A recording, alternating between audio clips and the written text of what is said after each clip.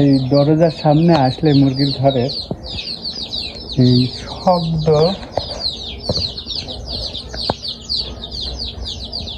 এই বাচ্চাগুলো অতিরিক্ত শব্দ করে, কিন্তু খুবই চঞ্চল, দেখতেই মজা লাগছে। আরেকটা ব্যাপার আপনাদের সাথে শেয়ার করব বলে ভিডিওটা করছি, হচ্ছে বদ্ধ অবস্থায় মুরগি পাললে যে কি সমস্যা সেটা দেখাই। মুরগিগুলো একটু লক্ষ্য করবেন, সব মুরগির গায়ের অবস্থা কি, লোম অর্ধেক খাওয়া, অল্প জায়গায় থাকলে এখানে আবার দুইটা, এটার অবস্থা দেখুন, অর্ধেক আছে অর্ধেক নেই। এই একটা বড় অসুবিধা যদি বদ্ধ অবস্থায় পালন করা যায়।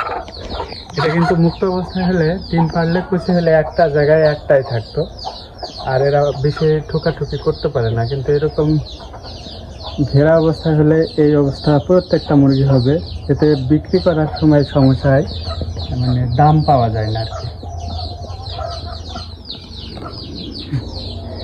এখন এসে আমার ভালো লাগছে, আজকে প্রথম দেখছি এক জায়গায় 3টা আছে। এরকম থাকলে ম্যাক্সিমাম সময় ডিম খেয়ে ফেলে, আজকে খাইনি।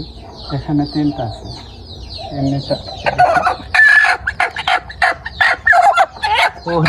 আজকে 6টা ডিম একসাথে এত অল্প সময়, মানে কেবলমাত্র 11টা বা 11:30।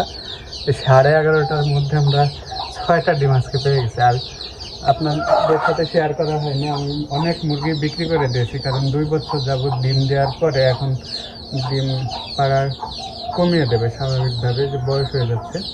তাই আমার এখন বর্তমান মুরগি আছে 15টা।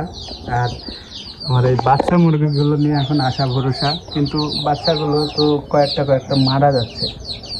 এটা ঘুমাচ্ছে, কিন্তু অসুস্থ না, ঘুমাচ্ছে। আমি রাত্রে এটার মধ্যে রাখি, আর বাদ বাকি সময় দিনের বেলায় ছেড়ে দিই, যাতে মুরগিগুলো একটু অনেক জায়গা ধরে ঘুরতে পারে। বাচ্চাগুলো, মুরগির ডিমগুলো উঠাইনি, এক হাতের মধ্যে তো 6টা আটবে কিনা।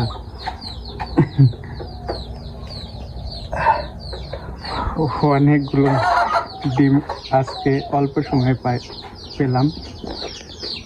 তো ভালো থাকবেন, সুস্থ থাকবেন, আমাদের জন্য দোয়া করবেন। আসসালামু আলাইকুম।